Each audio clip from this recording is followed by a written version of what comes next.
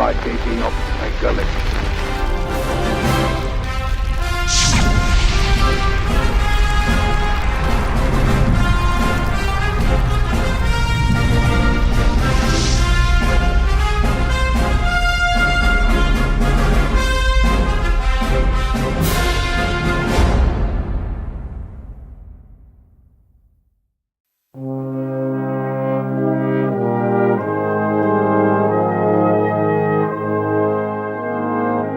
Jesus Christ made the following statement of purpose when he walked the earth.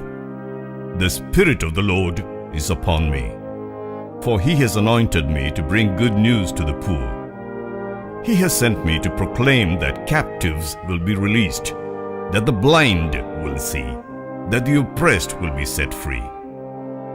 Conditions for spreading the gospel were nearly the same in 19th century India.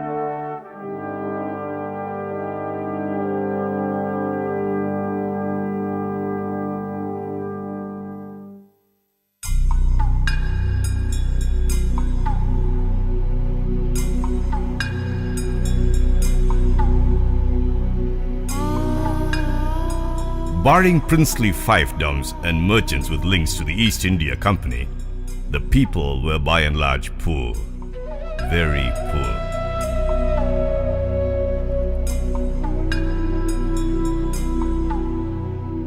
And they were indeed captives to the caste system and were oppressed and suppressed with little hope of a dignified livelihood.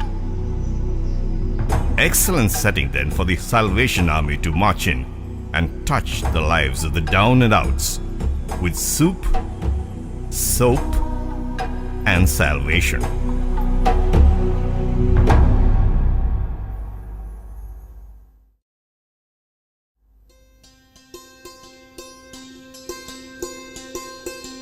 It was into this milieu that Frederick St. George Latour was born, right in the heartland of India. Cometh the hour, cometh the man. Yes, here was a man who knew his destiny. Leaving behind the advantages of an English college education and privileged civil service postings, Frederick joined the Salvation Army in 1881 in England and arrived in Bombay as Major Tucker on 19 September 1882, accompanied by 3 officers, Captain Bullard, Lieutenants Norman and Mary Thompson. Yes, catching the vision of William Booth, the Frederick Booth Tucker, by love compelled, he came to India with his other 3 companions and commenced the Salvation Army work on 19th September 1882. And now we can see that there were only 4, but today we have more than 300,000 soldiers, many young people, many adherents, and many institutions which are serving in the pure community, and we have rapidly increased and developed the Salvation Army in India. These pioneering Salvationists adopted the way of life of the outcasts. Saffron robes replaced quasi-military uniforms. Tucker became Fakir Singh, a name which identified him with traditional Indian holy men.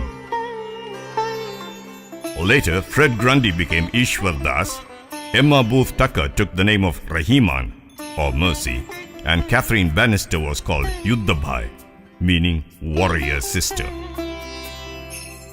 Inspired by biblical values and the organizational ethos, the Indian pioneers plunged into developmental work aimed at providing basic sustenance to the downtrodden. So they organized land colonies for the landless poor. They built schools for education of the illiterate masses. They adopted settlements of low-caste villagers and persuaded the government to provide drinking water, medical and educational facilities. They empowered women through skills such as silk reeling, beadwork, and embroidery. They bred silkworms and produced silk. Staff Captain Maxwell played a key role in establishing a factory to produce weaving machines. Sir George Clark, the governor of Bombay, visited the factory, wanted to make the loom available to more poor people in the villages. As the Salvationists worked to develop new industries for the Indians, they became aware of another difficulty affecting the financial stability of the local poor. So they established village banking systems which lent money at a low interest rate.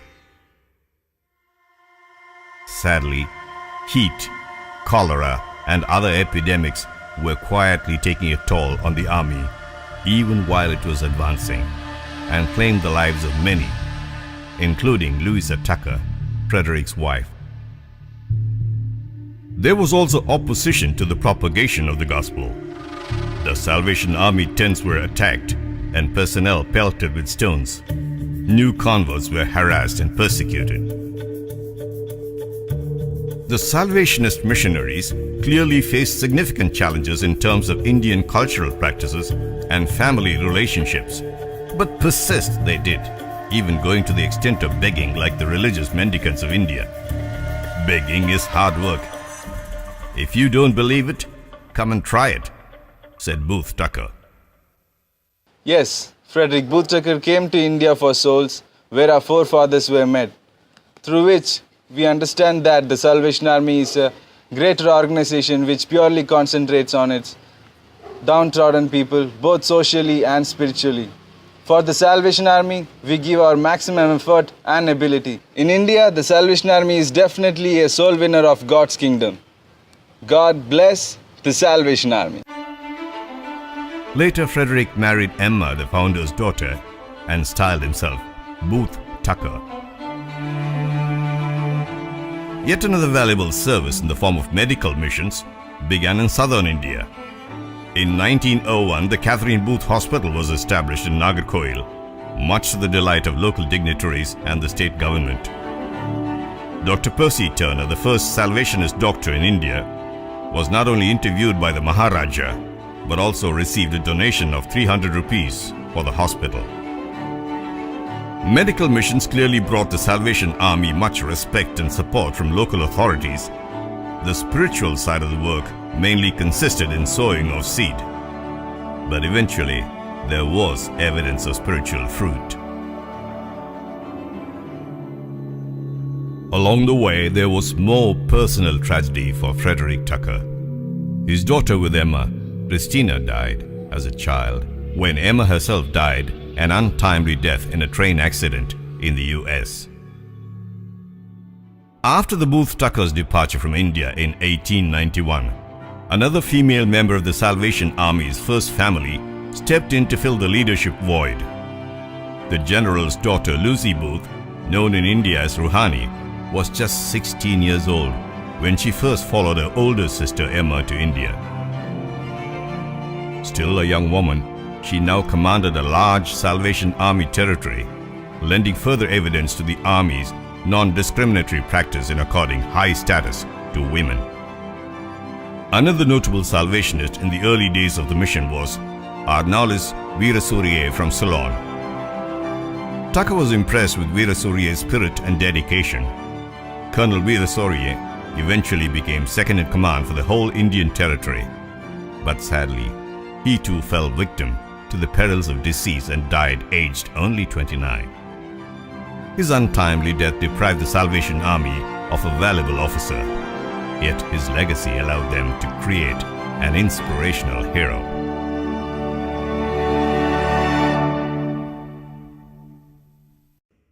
In 1913, Frederick Booth Tucker was awarded with the gold medal of the Kaisar-i-Hind by the then Viceroy of India, Lord Hardinge, in recognition of the many years of service to the poor of India. In 1919, Booth Tucker returned to England, suffering from ill health. In 1920, he was admitted to the Order of the Founder, the Salvation Army's highest accolade. Frederick Booth Tucker passed away on the 17th of July 1929 and was buried at Abney Park Cemetery.